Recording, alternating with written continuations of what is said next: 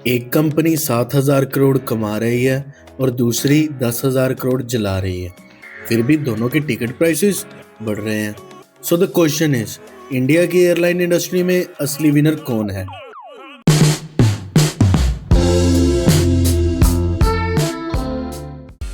अगर आपने recently flight book की है तो आपने एक चीज़ नोटिस ज़रूर की होगी, टिकट्स महंगी हो गई हैं। और इसका रीज़न बहुत सिंपल है, क्रूड ऑयल प्राइसेस बढ़ रहे हैं।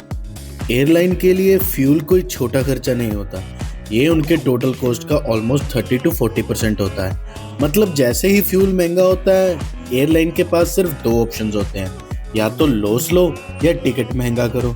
और ऑब्वियस है वो टिकट महंगा करते हैं। पर यहाँ एक इंटरेस्टिंग बात है, हर एयरलाइन इस प्रॉब्लम का सामना करती है, लेकिन हर एयरलाइन सर्वाइव नहीं करती। और इसीलिए आज हम बात करने वाले हैं इंडिया की दो सबसे इंटरेस्टिंग एयरलाइन स्टोरीज की। एक तरफ है इंडिगो, जो आज एक प्रॉफिट मशीन बन चुकी है, और दूसरी तरफ है एयर इंडिया, जो अभी भी अपने आप को रीबिल्ड कर रही है। एक आज पैसा कमा रही है और दूसरी कल के लिए लड़ रही है।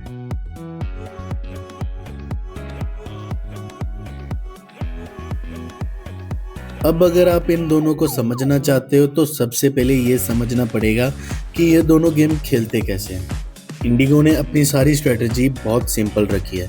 वो आपको अननेसेसरी चीज़ें ऑफर नहीं करता, no fancy food, no luxury experience, बस एक काम, आपको एक जगह से दूसरी जगह एफिशिएंटली पहुंचाना। उनका फोकस है फ्लाइट फुल होनी चाहिए, कॉस्ट कंट्रोल में रहनी चाहिए और ऑपरेशन स्मूथ होने चाहिए। और इसी वजह से वो थोड़ा थोड़ा मार्जिन हर पैसेंजर से कमा के ओवरऑल बड़ा प्रॉफिट बना लेते हैं। दूसरी तरफ एयर इंडिया का अप्रोच थोड़ा डिफरेंट है। वो सिर्फ आपको ट्रैवल नहीं करवाना चाहता, वो एक्सपीरियंस देना चाहता है। Better service, international routes, premium positioning, मतलब वो एक ग्लोबल एयरलाइन बनने की डायरेक्शन में काम कर रहा है। तो सिंपल लैंग्वेज में समझो, इंडिगो एक एफिशिएंट मशीन है और एयर इंडिया के एम्बिशियस प्रोजेक्ट है।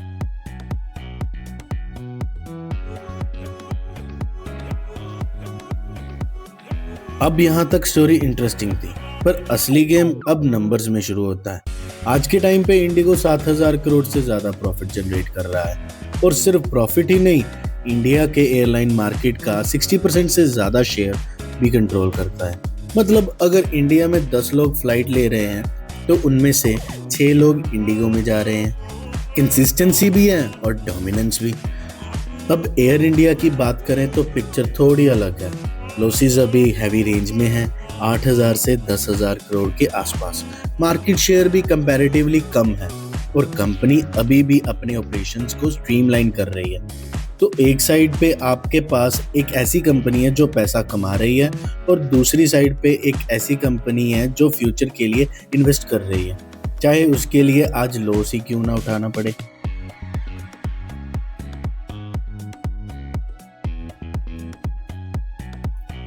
पर यहाँ एक बहुत इंपॉर्टेंट ट्विस्ट है, एयरलाइन बिजनेस उतना सिंपल नहीं है जितना ऊपर से दिखता है। ये इंडस्ट्री बहुत अनप्रिडिक्टेबल है। फ्यूल प्राइसेस कब बढ़ जाएं, कंपटीशन कब प्राइस वॉर स्टार्ट कर दे, या डिमांड कब गिर जाए, कुछ पता नहीं। और इसीलिए इवन प्रॉफिटेबल कंपनीज भी कभी कभी स्ट्रगल करने लगती हैं। इस इंडस्ट्री में सक्सेस का मतलब ये नहीं है कि आप कितना कमा रहे हो, सक्सेस का मतलब ये है कि आप कितना टाइम टिक सकते हो।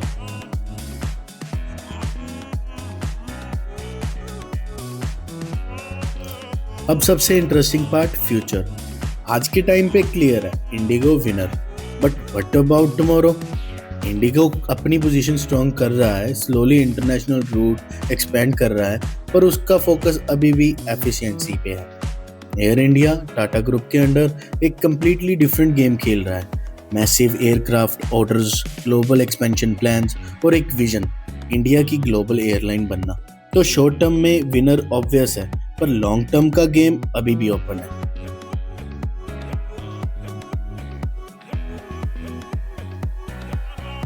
अब अगर आप इन्वेस्टर हो तो आपको ये डिसाइड करना है कि आप क्या चाहते हो। आपको स्टेबिलिटी चाहिए, प्रेडिक्टेबिलिटी चाहिए, तो आप नेचुरली इंडिगो की तरफ देखेंगे। पर अगर आपको रिस्क लेना पसंद है और आपको लगता है कि टर्न अराउंड स्टोरी काम करेगी, तो एयर इंडिया आपको ज़्यादा इंटरेस्टिंग लग सकता है। तो फाइनल वर्डिक्ट सिंपल है, इंडिगो आज का विनर है, एयर इंडिया कल का कंटेंडर हो सकता है, पर मार्केट एक चीज हमेशा करता है, वो फ्यूचर को प्राइस करता है, प्रेजेंट को नहीं। अब आप बताओ, आप किस साइड हो, प्रॉफिट मशीन इंडिगो या turn around story air India? Comment करके ज़रूर बताना। और अगर ऐसे ही मार्केट राइवल वीडियो देखना अच्छा लगे तो सब्सक्राइब ज़रूर करना।